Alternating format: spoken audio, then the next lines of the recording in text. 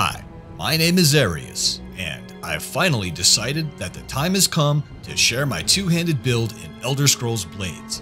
If you've been following the channel, you'll know that I've been trying to get back into the Imperial Arena. I was able to make it there last year when the trophy loss was not as punishing. However, with the new improved award system, I haven't been able to get back. So, what's changed? Well, check out this fight against Obald. He's one of the few remaining orcs still out there. Truly one of the most savage fighters I've ever faced. He's a versatile warrior that used to use Reckless Fury. Also, a really great manual fighter. The only time I've ever been able to beat him in the past was with my Frost setup and making absolutely zero mistakes. And make no mistake, a fight against Obald from my perspective would have never looked like this. But after switching my build to match my playstyle, the fight was much different.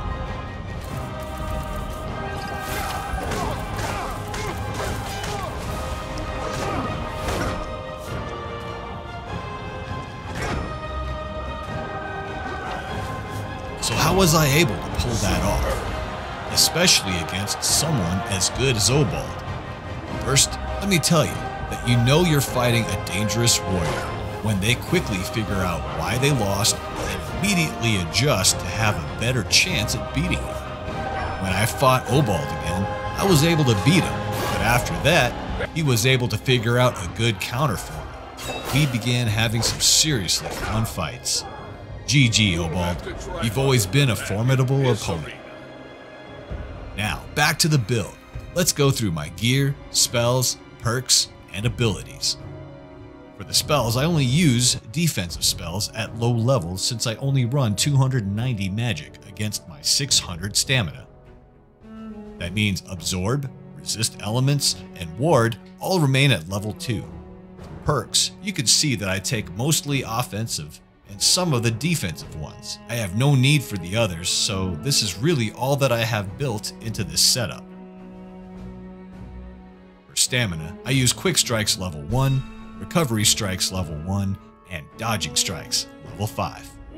With Dodging Strikes level 5, it's pretty nice because the skill is still relatively cheap and you could mitigate a lot of damage. That means most Ice Spikes and Paralyze, you might be able to actually dodge them. As far as weapons go, I only use 2 on this build, a Dragonbone Warhammer and a Longsword of Reaching. Secondary enchantments are 15% increase enchantment and decrease magic on the sword and decrease stamina on the axe. If you haven't heard me say it, Frost is pretty broken, and I don't really like using it, not with Airyus anyway.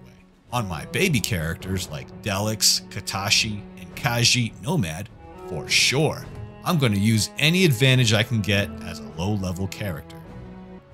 Now for jewels and gauntlets, I have a stamina necklace with +4 Barbarian and +4 enchantment synergy, PDIA and EDOC, a ring with PDIA and PDOC, and a Warlock's ring of course.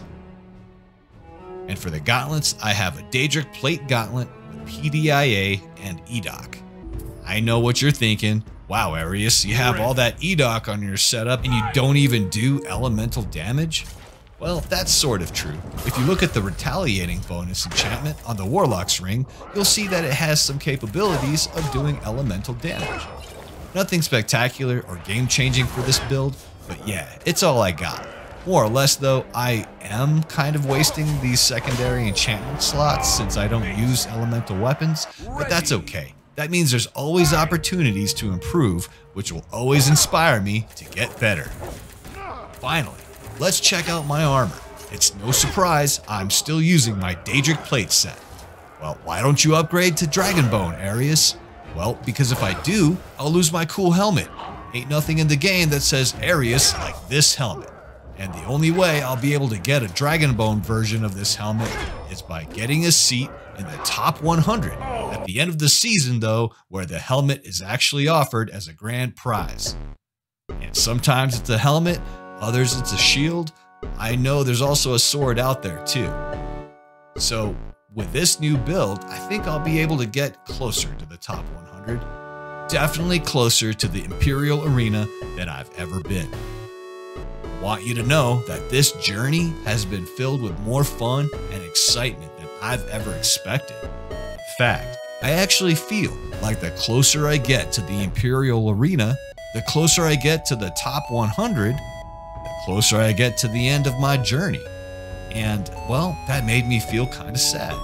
So I'm in no rush. I'm going to take the time to learn, digest, and put into practice everything I've been learning from the top 100 players in my Stalker videos. If you've missed those, be sure to check them out. The Stalker series playlist is in the top right corner of your screen. With only the few that I've done, there was way too much to learn, and I'm hoping it helped some of you to get better as well.